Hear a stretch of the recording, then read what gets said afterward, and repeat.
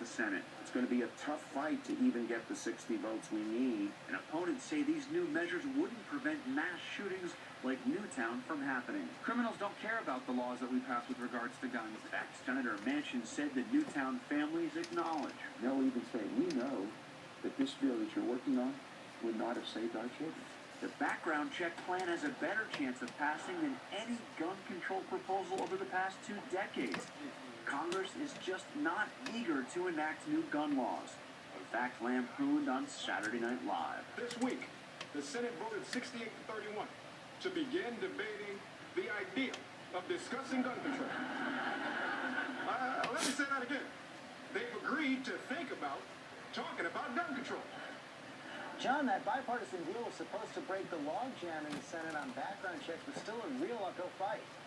Yeah, it's not there yet, George. The bill's advocates acknowledge that they do not yet have the votes to get the bill passed. That's why the Newtown families have abruptly canceled their personal plans and are returning to Washington this week to try to lobby for those remaining votes that they need. Okay, John Carl, thanks very much. And George, now to the fears this morning of the deadly outbreak of bird flu, that it may spread outside China. The death toll there is now at 13. More than 60 are ill. And our chief health and medical editor, Dr. Richard Besser, is on the ground with the very latest from Hong Kong. And Dr. Besser, this disease has already spread very quickly. Talk a little bit about what the latest efforts there are on the ground. Well, Amy, hopes were crushed here over the weekend that it could be contained to one small part of China, the eastern provinces. And that was when a 7-year-old girl in Beijing, 749 miles away from Shanghai, was diagnosed with bird flu pneumonia.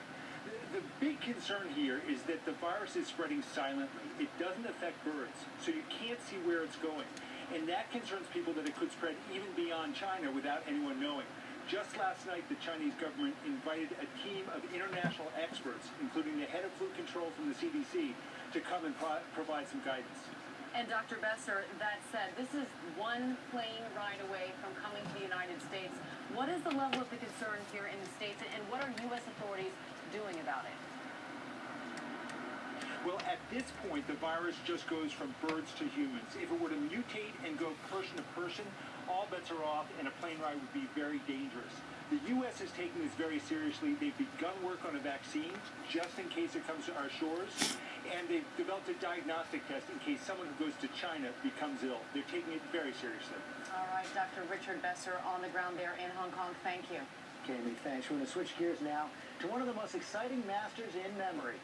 A 14-year-old phenom makes history. Tiger Woods almost disqualified, failing his shot at a 5th green jacket, and Adam Scott becomes the first Australian to win it. After an unforgettable sudden death playoff, ABC's Rob Nelson has all the highlights from Augusta National. Good morning, Rob. Hey, good morning, George. Well, the Aussie curse here at the Masters is officially over, but for Tiger Woods, the search for his former glory continues. Not even steady Sunday rains could dampen an ending like this. In dramatic fashion and with 2 critical putts, 32-year-old Adam Scott became the first Australian ever to win the Masters, capturing